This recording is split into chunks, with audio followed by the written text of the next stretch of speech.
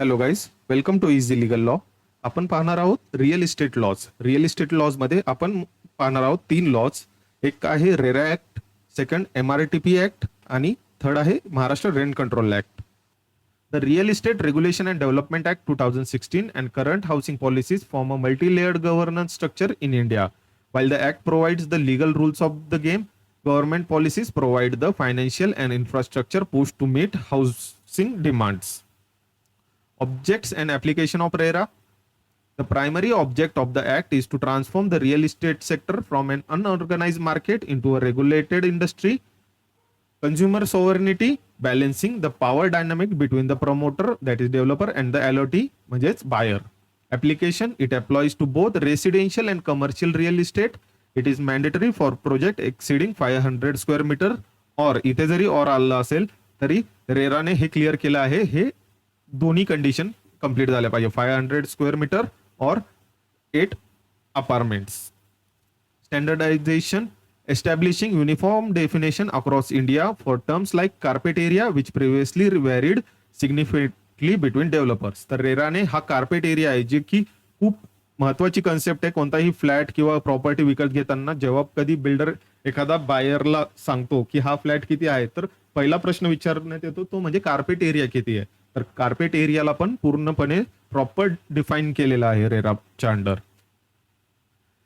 Enactment scheme, central versus state, because land is a state subject while contracts and transfer of property fall under the concurrent list of the constitution. RERA operates through collaborative scheme. The central act, the union government passed the RERA Act 2016.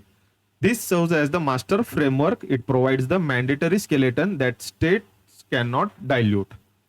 State rules and regulation, rules each state. Example, MahaRERA in Maharashtra, UP RERA in Uttar Pradesh, असं प्रत्येक राज्याचं आपलं आपलं रेरा आहे. Notified its own rules to carry out provision of central act. This define special local procedures such as registration fee and the exact interest rates for refunds. तर वेगवेगळ्या order किंवा सर्क्युलरद्वारा प्रत्येक स्टेट गव्हर्नमेंट आपले रूल्स डिफाईन करतं की त्याच्यामध्ये असं काही कन्फ्युजन असलं नाही पाहिजे. त्यामुळे regulations, the state regulatory authority itself issues regulations regarding its day-to-day operations, such as how to file a complaint or the format for quarterly project updates. तर हे क्वार्टरली प्रोजेक्ट अपडेट्स आहेत. प्रत्येक बिल्डरला रेराच्या वेबसाईटवरती क्वार्टरली वर्षातून 4 वेळा इच क्वार्टरमध्ये आपले प्रोजेक्टचे अपडेट्स अपलोड करावे लागतात, जेणेकरून जो कंझ्युमर आहे, होम बायर आहे, LOT आहे, तो ते अपडेट्स पाहू शकेल. आणि कंप्लेंट करायची असेल तर त्याची काय प्रोसिजर आहे हे पूर्णपणे डिफाईन केलेली आहे. Legal precedence, if a state rule contradicts the central act in a way that reduces consumer protection, the central act generally prevails. आता जनरल रूल आहे, जेव्हा कधी स्टेट आणि सेंट्रलच्या ऍक्ट मध्ये एखादा क्लॅश असेल तर तेव्हा सेंट्रलचा ऍक्ट प्रिव्हेल करेल. Housing policies of government 2026. Housing policies complement RERA by providing incentive and financial support to ensure housing for all. Central policy, PMAU 2.0 in 2006, Pradhan Mantri Awas Yojana Urban 2.0 is the primary driver. Target काय आहे त्याचा? aims to support 1 crore urban poor and middle class families. Interest subsidy provides a 4% interest subsidy on the first 8 lakh of home loan or loan up to 25 lakh. Equity focus, mandatory or preferred female ownership to improve social security. Sustainability, new mandates for green construction and energy efficient design in affordable housing. State housing policies, state often add their own layer of support to central schemes. Stamp duty concessions, many states offer reduced stamp duty. Example, 1% lower for women buyers or first time home owners in affordable segments. तर state government कधी कधी stamp duty मध्ये concession देतं. जर आपल्या महाराष्ट्रामध्ये वुमेनसाठी 1% lower stamp duty आहे, मेलला 7% असेल तर फिमेलला 6% स्टॅम्प ड्युटी आहे. ह्या 1%नी खूप फरक पडतो, कारण जी प्रॉपर्टीज असतात ज्यांच्या करोडोमध्ये व्हॅल्युएशन असते त्यांच्यासाठी ही कन्सेशन खूप मेजर इम्पॅक्ट करतं. Land use policies, state like Haryana and Karnataka have specific affordable housing policies that allow developers higher FSI, floor space index if they reserve a portion of their project for lower income group as cap price. Single window clearance to reduce the hidden cost of delays. States are increasingly integrating RERA registration with municipal building approvals. The Real Estate Regulation and Development Act 2016 provides precise legal definition to eliminate ambiguity in property transaction. Here are meaning of the key terms as defined under the Act. First, physical property terms: apartment, any separate and self-contained unit, flat, showroom, shop, godown unit used for residential or commercial purpose. It includes one or more rooms or one or more floors. Building, any structure or erection or part of it intended for residence, commerce, business or trade. Carpet area, the net usable floor area of an apartment, includes internal partition walls, excludes external walls, service shafts, exclusive balconies and verandas and exclusive open terrace. तर carpet एरियाची definition clear केलेली आहे रेराने. Suppose हा आहे तुमचा एक apartment आहे, यामध्ये hall, bedroom आणि किचन आहे. तर सपोज इथे बेडरूमला बाल्कनी पण आहे आणि इथून हॉलची एंट्री आहे, तर इथे पॅसेज आहे एक मोठा. तर कार्पेट एरिया इन्क्लूड करताना एक सेकंड, कार्पेट एरिया फक्त आणि फक्त हा आतला एरियाच कन्सिडर केला जाईल.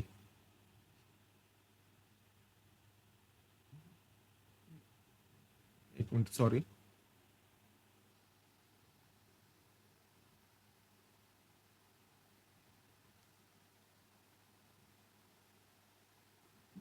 जो हा 4 भिंतीच्या आतमधला एरिया आहे, तर तोच कन्सिडर केला जाईल. तर त्याने काय सांगितलं, इंटरनल पार्टिशन ऑफ वॉल्स. जर ही बेडरूम आणि हॉलला सेपरेट करणारी आणि किचन आणि बेडरूमला सेपरेट करणारी जी वॉल आहे ती कन्सिडर करण्यात येईल कार्पेट एरियामध्ये. पण ज्या बाहेरच्या भिंती आहेत, ज्या आउटसाइडच्या वॉल्स आहेत, त्या कार्पेट एरियामध्ये कन्सिडर नाही केल्या जाणार. ही जी बाल्कनी आहे ती पण कार्पेट एरियामध्ये कन्सिडर नाही केल्या जाणार. आणि हा जो वरांडा आहे, जो काय फ्री स्पेस आहे या कंझ्युमरसाठी, तो पण त्यामध्ये कार्पेट एरियामध्ये कन्सिडर नाही केला जाणार. तर प्रमोटर जेव्हा पण एखादा बिल्डर हा किती कार्पेट एरिया आहे या फ्लॅटचा, जेव्हा तो ती माहिती टाकतो रेराच्या वेबसाईटवर, तर त्याचा अर्थ असतो की फक्त या 4 भिंतीच्या आतमधला एरिया, त्यामध्ये ह्या भिंती कन्सिडर केल्या जातील, पण बाहेरची बाल्कनी किंवा अम्युनिटीजचा एरिया किंवा टेरेसचा एरिया कन्सिडर केला जाणार नाही. Common areas part of the project means for shared use such as land, staircase, lift, lobbies, fire escape, basement, parks, play areas and community facilities. हे कॉमन एरियाज कार्पेट एरियामध्ये consider केले जाणार नाही. Garage, a place within a project having a roof and walls on 3 sides for parking vehicle. It does not include uncovered parking or open parking area. तर जी parking, ज्या पार्किंगला तिन्ही साइडनी भिंत आहे आणि वरतून स्लॅब आहे, ती आहे, त्याला गॅरेज किंवा कवर्ड पार्किंग म्हणतात. आणि जी पार्किंग फक्त बिल्डिंगच्या साईडला असते, ओपन पार्किंग असते, वरती काहीच नसतं, त्याला साईडला वरती स्लॅब नसतो, म्हणजे परमनंट स्ट्रक्चर नसतं, तर त्याला अनकवर्ड पार्किंग किंवा ओपन पार्किंग एरिया म्हणतात. Certification and approval terms: sanction plan, the site plan, building plan, service plan and any other plan granted approval by competent authority, त्याला सँक्शन प्लॅन म्हणतात. Commencement certificate, a permit issued by the competent authority to allowing the promoter to begin development work as per the sanction plan. तर जेव्हा कधी developer, जो promoter आहे, तो एक sanction plan बनवतो आपल्या जागेचा, तर लेआउट असतं पूर्णपणे कसं स्ट्रक्चर असणार आणि हे, आणि त्याची परमिशन घेतो गव्हर्नमेंटकडनं, कॉम्पिटंट ऑथॉरिटीकडनं. त्यानंतर त्याला कॉम्पिटंट ऑथॉरिटी एक सीसी देते. सीसी म्हणजे कमेन्समेंट सर्टिफिकेट. याचा अर्थ होतो की तुम्ही या लेआउट अनुसार तुमचं काम सुरू करू शकताय. तर हे मेन पर्पज असतं commencement certificate. Without commencement certificate कोणताच प्रमोटर काम सुरू करू शकत नाही. कंप्लिशन सर्टिफिकेट, याला पण सीसी म्हणतात. A certificate certifying that real estate project has been developed according to the sanction plan, layout and specification approved by the local laws. तर सीसी कमेन्समेंट सर्टिफिकेट नंतर बिल्डर जेव्हा त्याचं प्रोजेक्ट कंप्लीट करतो आणि पूर्ण सगळ्या गोष्टी कंप्लीट होतात, तेव्हा कंप्लिशन सर्टिफिकेट मिळतं बिल्डरला, जो सांगतो की लेआउट अनुसार आणि प्लॅन अनुसार ते काम पूर्ण केलेलं आहे. Occupancy certificate, certificate permitting the occupancy of the building. It confirms building has provision for civic infrastructure like water, sanitation and electricity. तर कम्प्लिशन सर्टिफिकेट मिळाल्यानंतर ऑक्युपन्सी सर्टिफिकेट मिळतं. ऑक्युपन्सी सर्टिफिकेट मिळाल्यानंतर जो बिल्डर आहे आपल्या जे अलॉटीज आहेत, होम बायर्स आहेत, त्यांना त्याचं पोझिशन देऊ शकतो. तर ऑक्युपन्सी सर्टिफिकेटच कन्सिडर केलं जातं ॲज अ पोझिशन. जोपर्यंत कम्प्लिशन सर्टिफिकेट मिळत नाही तोपर्यंत त्याच्यानंतर ऑक्युपन्सी सर्टिफिकेट मिळेल. जर कम्प्लिशन सर्टिफिकेटच मिळालं नाही तर ऑक्युपन्सी सर्टिफिकेट नाही आणि त्यानुसार मग पोझिशन पण नाही.